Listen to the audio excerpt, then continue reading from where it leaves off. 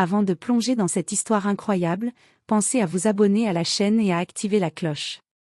Ici, chaque récit a quelque chose à dire, et vous ne voudrez pas en manquer un seul. La ville de Brooksville semblait paisible aux yeux des passants, avec ses rues bordées d'arbres, ses immeubles bien entretenus et ses habitants pressés mais souriants. Pourtant, sous cette apparente tranquillité, des tensions couvaient depuis longtemps. Des histoires de discrimination et de préjugés raciaux circulaient dans les rues, souvent ignorées par ceux qui ne voulaient pas les voir. Ce soir-là, Marcus Jefferson, capitaine respecté de la police militaire de la ville, rentrait chez lui après une journée harassante. Il conduisait sa voiture noire, parfaitement entretenue, traversant les avenues illuminées par les lampadaires. Marcus était un homme de discipline et de principe, reconnu pour son courage et son intégrité. Mais tout allait basculer en un instant. À l'angle d'une rue, l'agent Tyler Green, un policier municipal connu pour son arrogance et ses préjugés, posa son regard sur Marcus.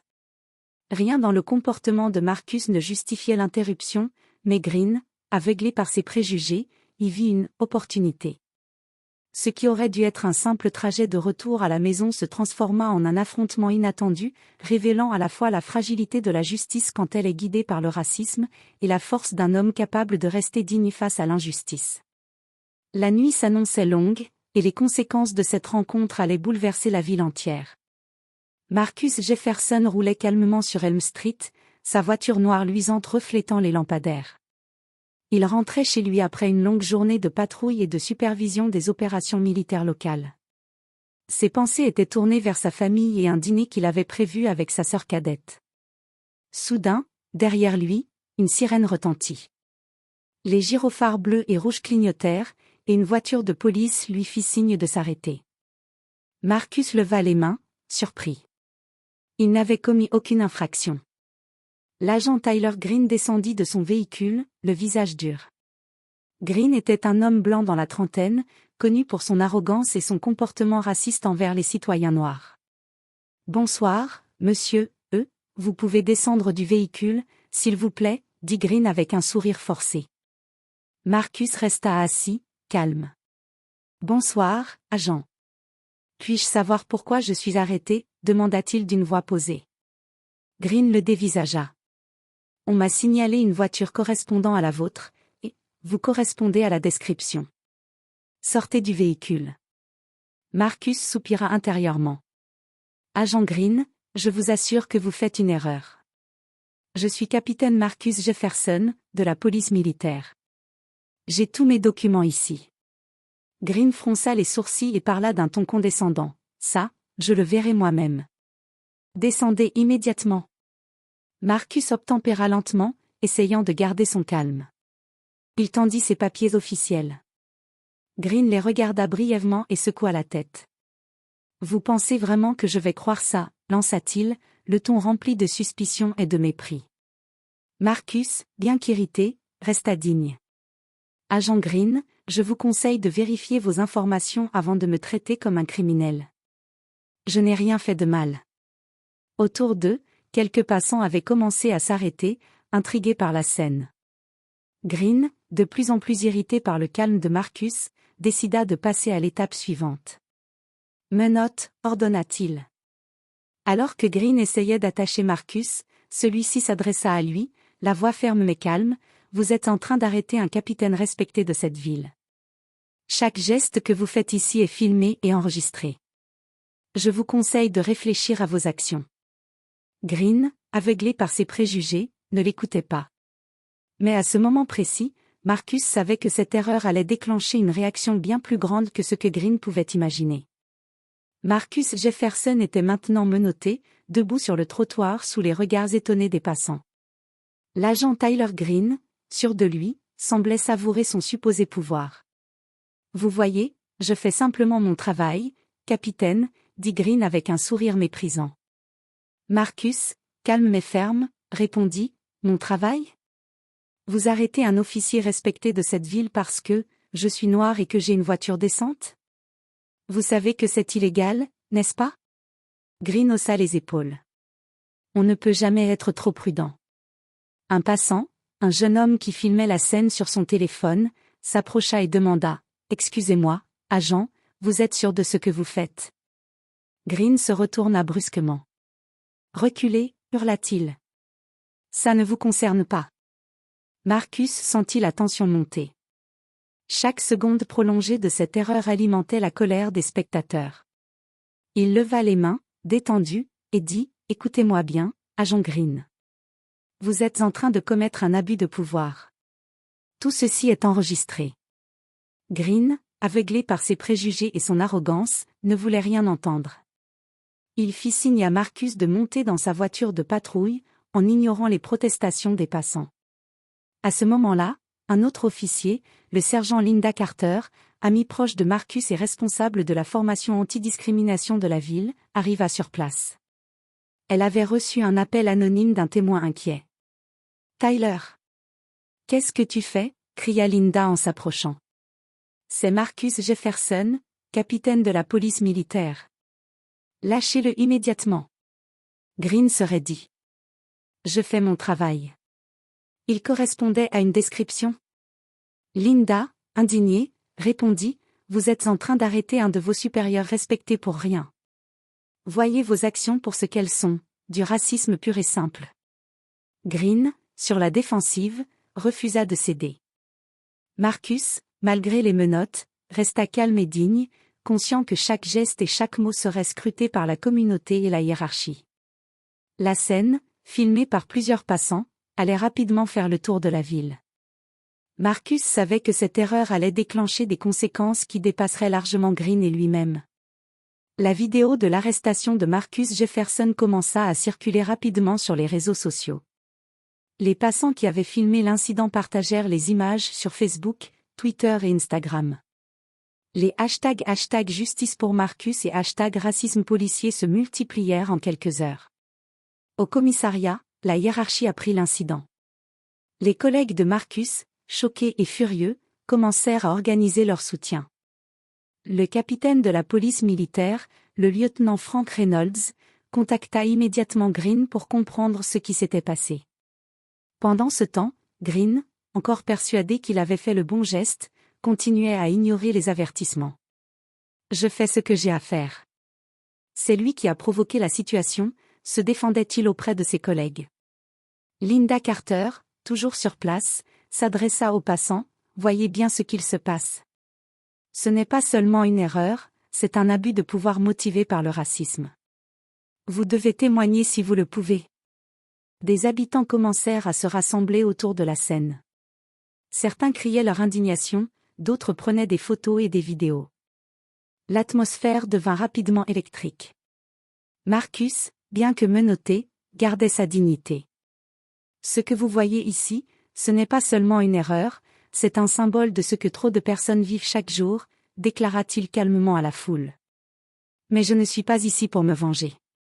Je suis ici pour la vérité et pour la justice. » Les médias locaux furent alertés et envoyèrent des reporters sur place.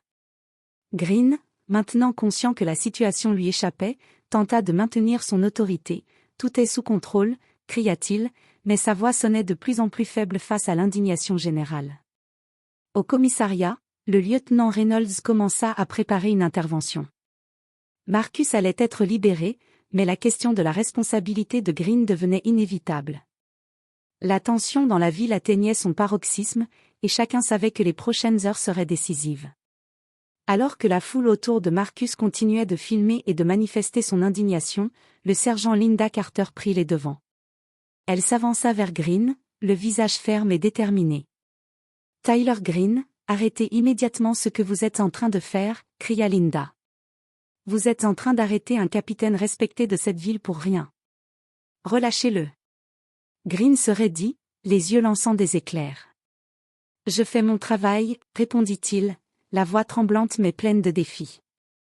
Marcus, toujours menotté mais calme, ajouta, « Tyler, je vous conseille de réfléchir à vos actions.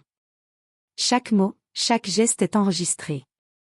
Vous êtes en train de commettre un abus de pouvoir manifeste. » Linda leva les mains vers les passants pour qu'ils gardent leur distance. « Personne ne touche à cet homme, » dit-elle. Puis elle se tourna vers Green, « Vous êtes responsable de cette situation.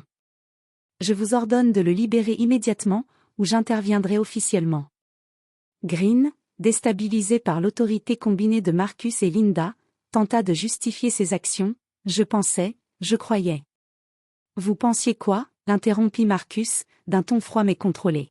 « Que vous pouviez juger quelqu'un uniquement par sa couleur de peau et son véhicule ? Vous vous trompez lourdement. » À ce moment, le lieutenant Frank Reynolds arriva sur les lieux avec plusieurs collègues. Il observa Green, toujours sur la défensive. « Tyler, vous allez immédiatement relâcher le capitaine Jefferson, » ordonna Reynolds. « Et vous allez me suivre au commissariat pour une enquête complète sur vos actions. » Green, comprenant enfin l'ampleur de son erreur et l'autorité de Marcus et Reynolds, hocha la tête, honteux.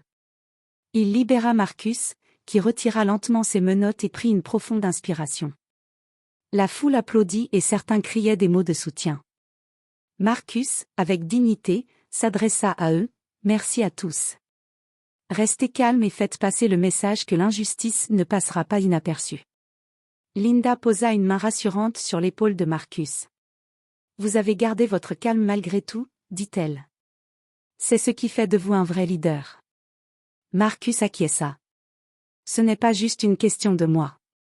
C'est une question de justice et de respect pour tous dans cette ville. » Le lendemain matin, la vidéo de l'arrestation injustifiée de Marcus Jefferson avait fait le tour de toute la ville.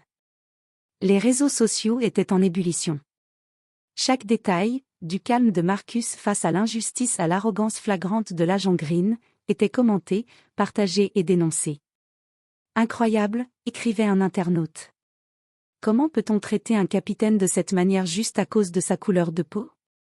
Dans les rues de Brooksville, la colère et l'indignation étaient palpables. Des citoyens se rassemblaient devant le commissariat, brandissant des pancartes avec des messages comme « Justice pour Marcus et non au racisme policier ». Au poste, la hiérarchie de la ville était sous pression. Le maire donna des instructions immédiates pour enquêter sur le comportement de Green. Les médias locaux et nationaux contactèrent Marcus pour recueillir son témoignage.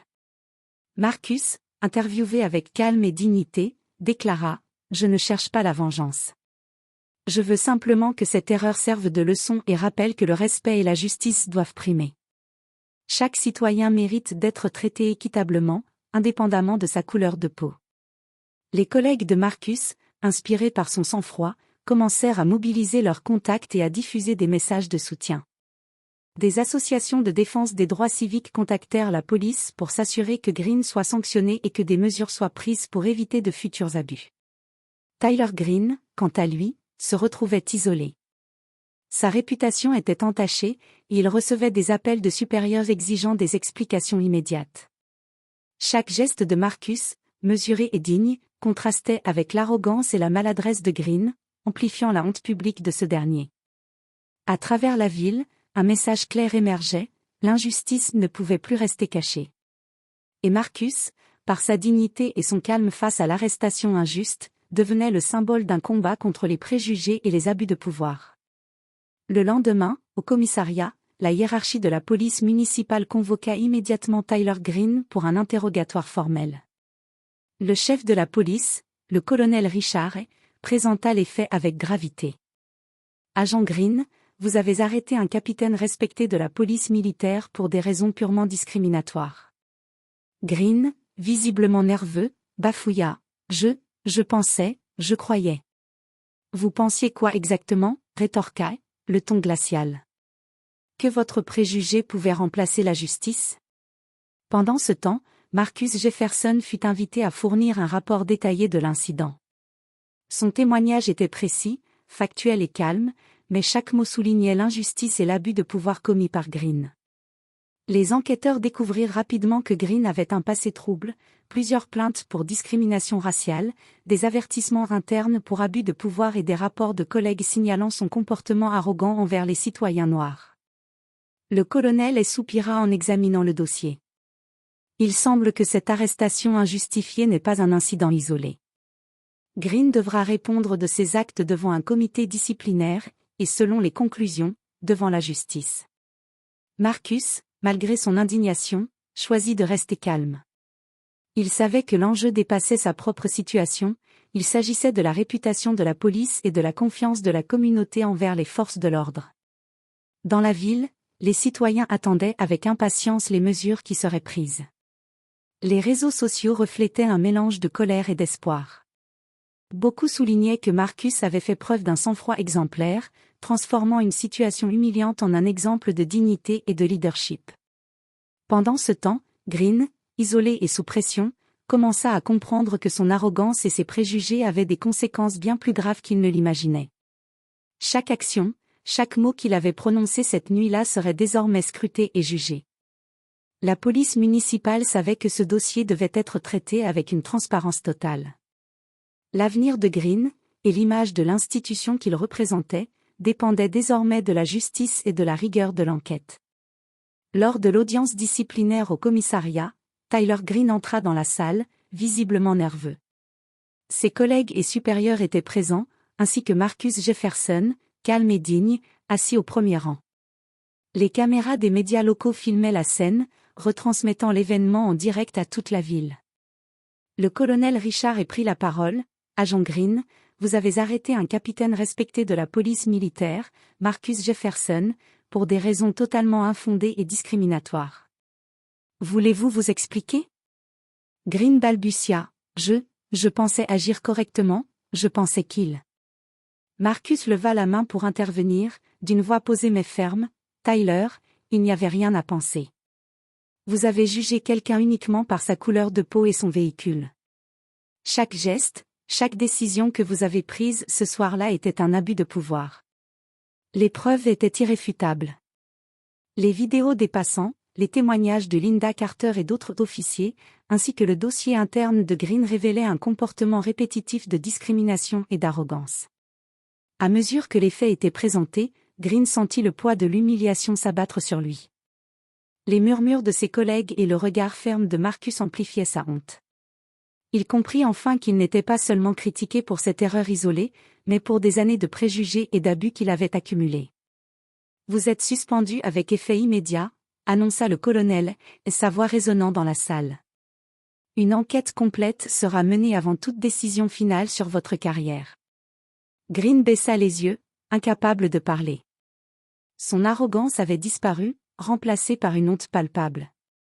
Marcus, restant digne, déclara: « La justice ne consiste pas à humilier les autres. Elle consiste à respecter les principes que nous sommes censés protéger. J'espère que cette leçon vous servira. » La salle se vida lentement. Les caméras continuèrent de filmer Green, seul et désorienté, tandis que Marcus quittait les lieux sous les applaudissements et les acclamations de citoyens et de collègues. La ville entière commençait à comprendre que l'incident n'était pas seulement un abus isolé, mais un symbole de la lutte contre les préjugés institutionnels. Quelques jours après l'audience disciplinaire, Tyler Green était toujours suspendu et sous le poids de l'humiliation publique. Ses supérieurs examinaient chaque plainte passée et chaque rapport de ses collègues. Chaque témoignage confirmait le schéma répétitif de son comportement raciste et abusif. Green commença enfin à comprendre que son arrogance et ses préjugés avaient des conséquences réelles, qui dépassaient largement sa simple carrière. De son côté, Marcus Jefferson ne se contentait pas de savourer sa victoire personnelle. Il savait que l'incident était symptomatique d'un problème plus profond au sein de la police et de la communauté. Il prit contact avec le maire et le chef de la police pour proposer la mise en place de formations obligatoires sur la diversité, la justice et la prévention des abus de pouvoir. Lynda Carter, qui avait joué un rôle clé dans l'intervention, fut chargée de superviser ces programmes. Marcus participa activement aux sessions, partageant son expérience pour sensibiliser les forces de l'ordre à l'importance de la dignité et du respect dans chaque interaction avec les citoyens. Dans la ville, la communauté commença à remarquer le changement. Les habitants virent Marcus non seulement comme un capitaine courageux, mais aussi comme un symbole d'intégrité et de justice. Les manifestations pacifiques et les discussions publiques autour de l'incident incitèrent à une réflexion plus large sur les préjugés et les responsabilités des forces de l'ordre. Tyler Green, isolé et contraint de faire face à ses erreurs, reçut un message clair: le comportement discriminatoire n'était pas toléré, et chaque action avait des conséquences. Marcus espérait que cette leçon influencerait non seulement Green, mais aussi d'autres officiers susceptibles d'agir de la même manière. Ce chapitre de sa vie avait transformé Marcus. Il comprit que la dignité, le calme et la justice pouvaient triompher de la peur et de la haine, et qu'un seul homme pouvait inspirer un changement durable dans une communauté entière. Quelques semaines après l'incident, la ville de Brooksville organisa une cérémonie officielle pour honorer Marcus Jefferson. Le maire, les responsables de la police et des membres de la communauté étaient présents. Des banderoles affichaient « Merci pour votre courage et votre intégrité » et « Justice et dignité pour tous ». Marcus, vêtu de son uniforme impeccable, monta sur l'estrade. Il observa la foule rassemblée, composée de citoyens, de collègues et même de journalistes venus couvrir l'événement. Chaque regard exprimait l'admiration et le respect pour l'homme qui avait su rester digne face à l'injustice. Le maire prit la parole. Marcus Jefferson a montré ce que signifie être un vrai leader. Face à l'injustice et aux préjugés, il est resté calme, courageux et digne. Aujourd'hui, nous célébrons non seulement un capitaine exemplaire, mais aussi un symbole de justice et d'intégrité pour notre ville. Marcus descendit de l'estrade pour remercier personnellement les habitants. Merci à tous pour votre soutien, dit-il. Mais ce n'est pas seulement ma victoire. C'est celle de la justice, de la communauté et du respect des valeurs qui nous unissent. Nous devons continuer à travailler ensemble pour que chaque citoyen soit traité équitablement et avec dignité. La cérémonie se termina par des applaudissements et des acclamations nourries. Les citoyens se sentaient inspirés et confiants que Brooksville pouvait devenir un exemple de justice et de solidarité. Même Tyler Green, présent à distance et interdit de prise de parole, ne pouvait ignorer la leçon. Marcus avait transformé une situation humiliante en un catalyseur pour le changement, montrant à tous que le courage et la dignité peuvent triompher de l'injustice. La ville entière semblait respirer un vent de renouveau. Les tensions de la nuit fatidique laissaient place à un sentiment d'espoir et de respect mutuel. Marcus, lui, savait que son combat pour la justice ne s'arrêtait pas là, mais ce jour-là, il avait marqué les esprits pour toujours. Quelques jours après la cérémonie, Marcus Jefferson rentra chez lui, assis dans sa voiture garée devant sa maison. La ville semblait calme, mais il savait que le vent du changement soufflait partout autour de lui. Il repensa à cette nuit où tout avait basculé, l'arrestation injuste, les menottes, le regard arrogant de Green. Chaque instant avait été un test de patience, de dignité et de courage. Mais Marcus avait tenu bon, convaincu que la justice devait primer sur la colère et que son comportement servirait d'exemple. Assis dans le silence de son salon, il réfléchit aux leçons apprises, que le racisme et l'injustice ne disparaîtraient pas du jour au lendemain, mais que chaque action, chaque voix comptait. Que la dignité et le respect pouvaient changer les mentalités, et que la patience et la persévérance étaient des armes puissantes contre l'intolérance. Marcus regarda par la fenêtre les lumières de Brooksville. La ville qu'il aimait tant était à la croisée des chemins. Les citoyens avaient vu ce qui pouvait arriver quand le pouvoir est mal utilisé, ils avaient compris l'importance de défendre la justice et l'égalité. Ils savaient que Green et d'autres comme lui avaient appris une leçon difficile, mais nécessaire. Et Marcus, avec humilité et responsabilité, se promit de continuer à œuvrer pour que chaque citoyen de la ville soit traité avec respect, indépendamment de sa couleur de peau ou de son statut. En fermant les yeux, il respira profondément et sentit un calme intérieur. Ce qui avait commencé comme une erreur humiliante s'était transformé en symbole d'espoir et de changement. Marcus Jefferson savait maintenant que la véritable force ne réside pas dans la colère ou la vengeance, mais dans le courage, la dignité et la volonté de défendre ce qui est juste. Et tandis que la nuit tombait sur Brooksville, une nouvelle page s'écrivait, promettant un avenir où la justice, la dignité et le respect seraient les véritables maîtres de la ville.